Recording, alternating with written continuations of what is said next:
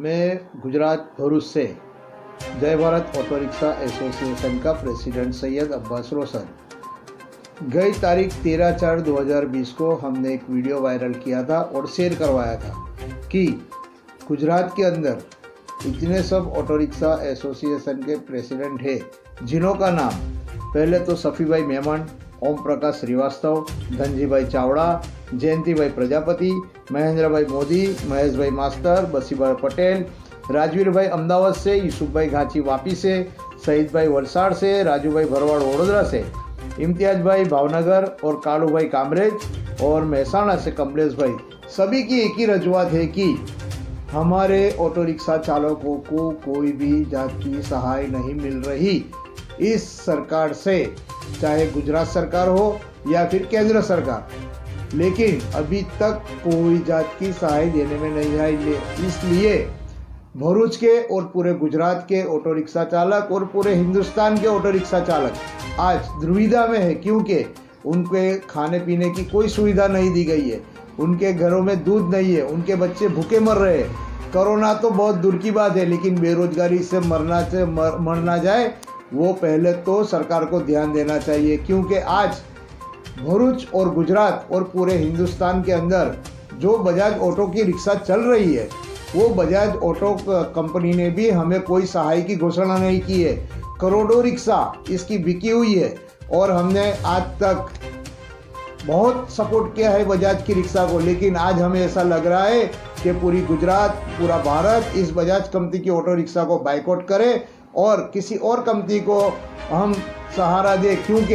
हमें बजाज कंपनी ने आज तक कोई सहाय की योजना हमें नहीं दी है और भारत सरकार ने भी कोई घोषणा नहीं की है। साथ में गुजरात की सरकार में तो मुझे लगता है कि जो सीएम रूपाणी साहब है उसे इस चीज़ की कोई पता ही नहीं है, क्योंकि वो अभी 3-4 साल से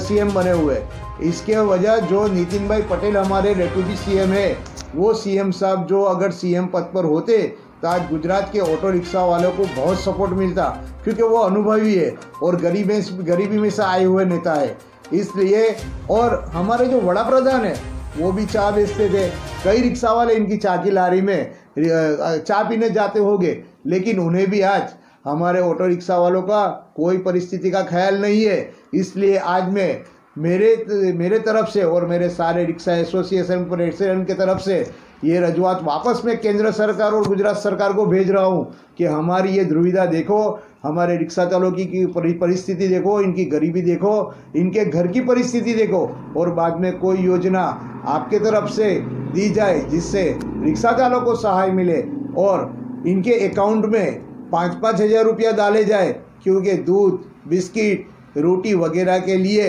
हमें ये पैसों की ज़रूरत है, न कि रोज़ 120 का जो हमें यहाँ के मामलतदार साहब, भरूच के मामलतदार साहब और शायद सभी जिला के मामलतदार जो किट दे रहे हैं, वो किट सिर्फ 120 रुपये की है और 120 रुपया इतना सब मानिए नहीं रखता। वो 1 या 2 दिन चलेगा, लेकिन दूध कहाँ से आएगा, चाय की पत्ती कहाँ से आएगी और बच्चों का जो कुछ बिस्किट का है ये वो सब कहाँ से आएगा।